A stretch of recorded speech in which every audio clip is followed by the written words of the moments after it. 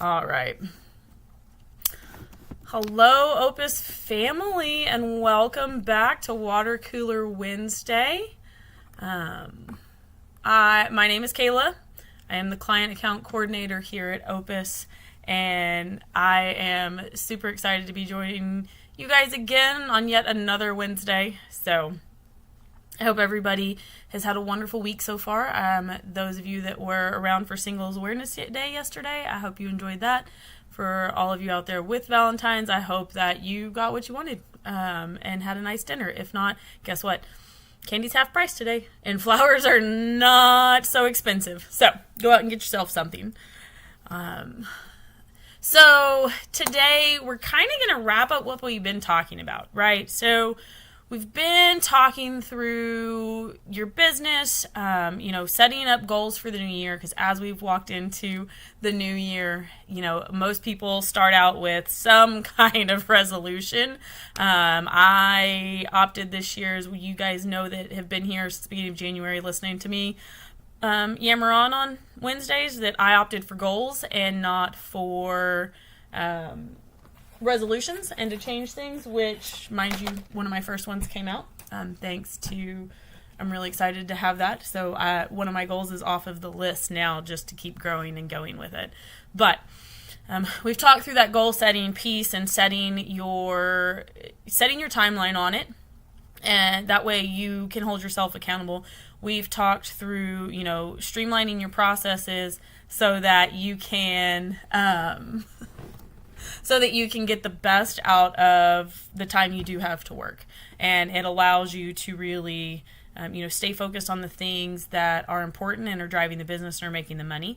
We also have looked at, the culture inside. Last week we talked a lot about culture of your leaders. We've talked about culture of your team, the culture of your actual brand itself, and how you're building that.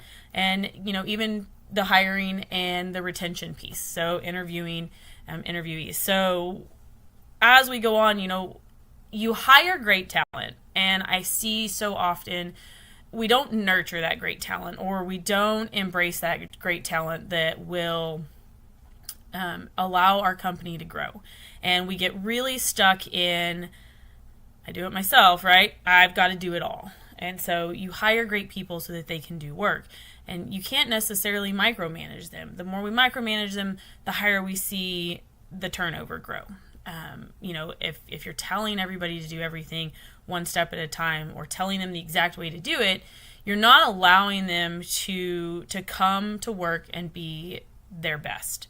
And so once you've got a great employee, really hanging on to them helps increase it helps increase your profits ultimately, right? Like, we're not having to retrain and spend all of that money.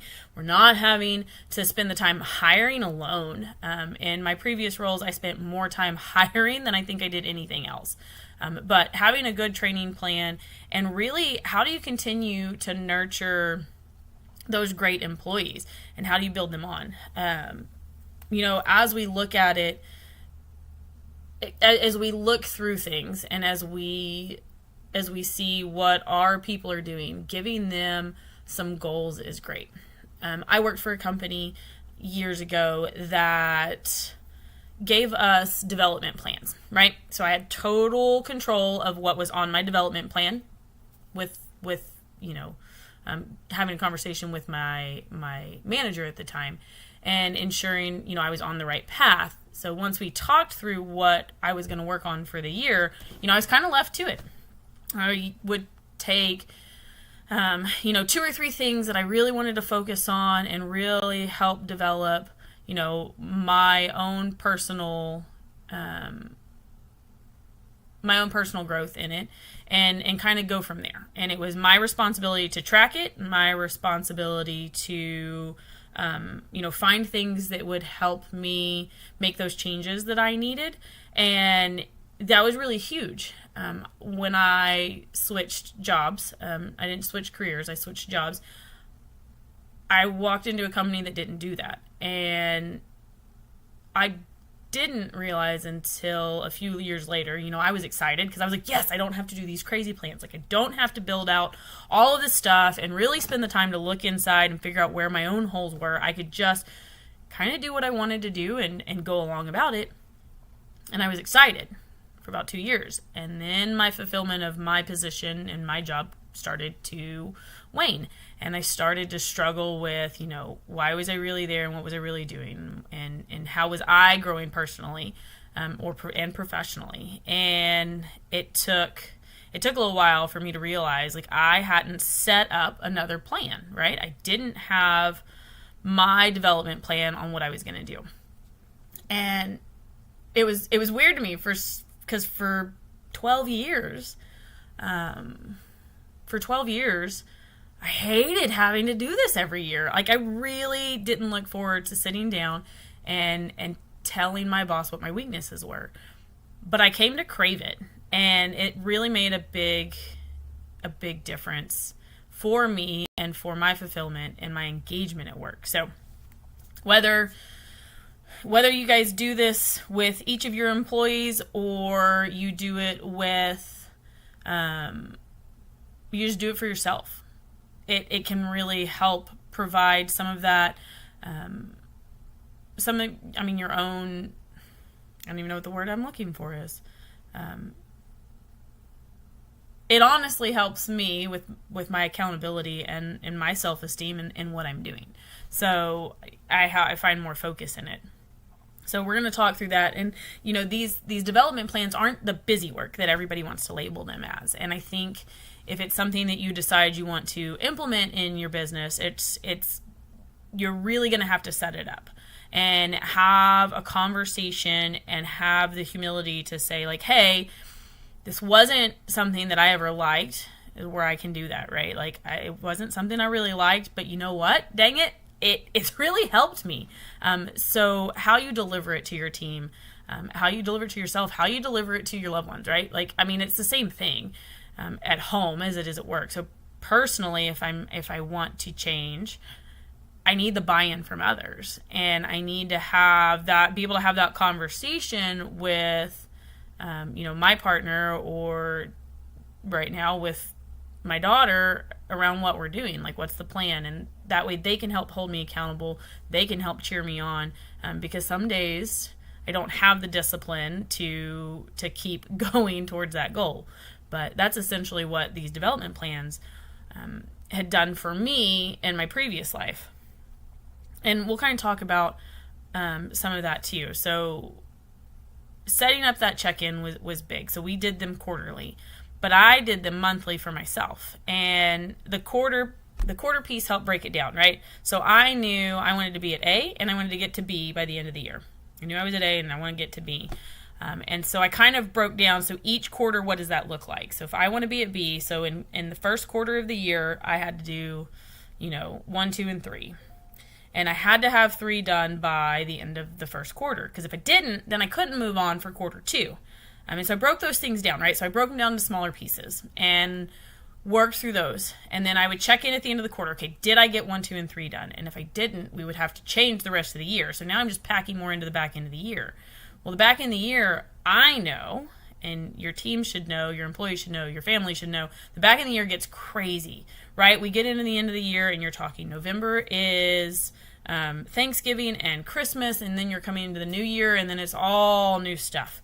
So having this plan as we're walking into it, really, having that foresight helps you kind of helps me stay on track. And my assumption is it would help a lot of others stay on track, because we get so set in our day-to-day and what's going on. So making sure that we finish it, making sure that we aren't just kind of, and pardon this word, half-assing stuff. Because how you do one thing is how you do everything. So for years I was a half-asser, and I would get it mostly done, and then, all right, now I'm going to be on to the next one. So it really screwed up my progress on my personal development plans those first couple of years. And technically they're professional, but I worked a whole lot harder when it was the accountability to myself and not the accountability to my job, when I called it a personal development plan, right? Like, so when I focused on what did I want to work on for me, it made a big difference. So, early on, we'd talk about time management and how that works. And that's kind of how planning the whole year works. So we get quarter 1 done, move into quarter 2, and so on through the end of the year, and having the plan. So we're not just busy work. You can guide people in this, but honestly, I didn't like, and one year I changed managers, and I had a boss that told me what I needed to work on, and I didn't take it too kindly. I did not take it too kindly at all, right? I have a fairly dry sense of humor, and she wanted me to work on my use of humor in uncomfortable situations. Did I need to? Probably. I probably did. It was something that she saw. But I wasn't in a place personally that I really wanted to listen to that. And so the way she came about it made me feel like, oh, well, you're picking my plan. So guess what that one became? That one became the last thing I wanted to work on. That was the last thing when I went through these things that I really wanted to work on. I used some humor in places when I shouldn't have. And when the situations were stressful, I kind of like to make a joke out of it. And that's not always seen well as you start to gain the traction in the corporate ladder. So ultimately, in my career, later on, when I was doing this all on my own and it wasn't something that I had to follow up with my manager, ultimately I did work on my use of humor in certain situations because it got me into some hot water more than once. But that was one of those things, being told what I should work on did not work. I was notorious for lacking a work-life balance, and that was probably one of the first things that I worked on. And I'm not kidding, I probably worked on it for 3 or 4 years. It took me quite a while to get a pretty decent balance, and then it took me even longer to get it where it's going to sway and to start understanding that, right? Like sometimes I'm needed more on the personal side than the professional side, and how do I balance that, and how do I follow through and plan for that? Because I very much like to chase my dopamine, and the ADHD in me makes it hard to stay on track, and really didn't help with my half-assing of things either. So having these plans can really help, and I cannot for the life of me remember the book that really breaks down. There are close to 200 different skill sets that can help you in the professional workplace. And man, I should have looked it up before I started talking to everybody. But, as you build on them, you can look through the things. And they give you plenty of stuff to look into, books to read, activities to do. There's a ton of information out there. We have so much access just because of technology nowadays that it really can change what you do on a daily basis. So technically, my technical skills in the position I'm in currently are not up to the industry standards, right? Like I took a computer programming class in high school, and I am currently now in a consultant, sales, project management position with a ton of technology, right? Like we are building websites, we are building custom SharePoint, we're writing flows to create notifications through HR systems, and building out document storage systems for companies that have all kinds of different regulations or needs.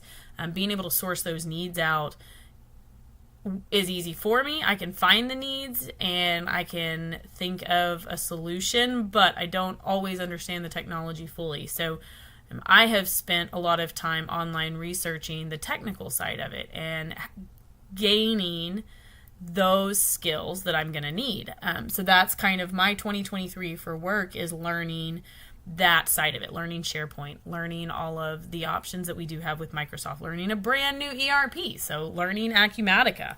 I thought QuickBooks was great for, personal small businesses, and now getting into these larger businesses, having the access to Acumatica, there's definitely a need for it, for some of the companies, and we've talked about that before. But learning all of these things and has been huge, and has been a big part of my last not even 6 weeks that we've been in 2023, but just the last 8 months, on my learning curve. So setting myself up with a plan for that, and being able to manage that into my personal life, and when I do it, just because school and the horse piece play such a big role in my personal life. Now I'm in a position where I don't have to work, in an office and seeing clients every day. I can work virtually. I can take things with me. Being able to juggle all of these things is, I'm in a different world. So I've had to set myself up for success. And I'm fortunate in that my manager and my boss, who is the COO of our company, has set me up to win here. And that's crucial in any business and in any company, being able to set your employees or your team members or your partners or whatever it is that you call them, being able to set them up to win based on their strengths and based on their personality, and not put them in a box. I think, we've really moved to a lot of this culture where we want employees to fit in a box and to do everything right, and you can't offend everybody. You can't, do things out of the norm, and everything's so scripted, because you've got to deliver on such certain things. We forget that we hire these people for a reason. We forget that we hired Aunt Bootsy to drive the engagement of our customers at the front door. We forget that we hired Uncle Joe to really, ensure that our product is up to our standards, and then we want to put them in a box. So we talked about a lot of that last week when we were talking about, when you're hiring these people, making sure that we are finding out what it is that drives them, what they're passionate about, what they bring to the table, and then building on that, not hobbling them in the box. And we do a lot of that. So building your development plan is a lot like setting yourself up with resolutions, I guess you could kind of set it up for. Still not a fan of that word as much as we use it. Resolution is just not something I do, because I feel like that's something that we lose so quick. So setting those goals, setting that professional goal, and then putting a plan to it. So setting up your plan and breaking it down into smaller pieces that you can do on a regular basis. So where do you want to be at the end of the year? Heck, where do you want to be at the end of 5 years? What does 5 years from now look like? If you were to write it out, where do you want to be? And, okay, so where do you need to be at the end of this year in order to be on track to be where you want to be in 5 years? Where do you want to be at the end of this month or the end of this quarter in order to be where you want to be at the end of the year, to be where you want to be at the end of 5 years?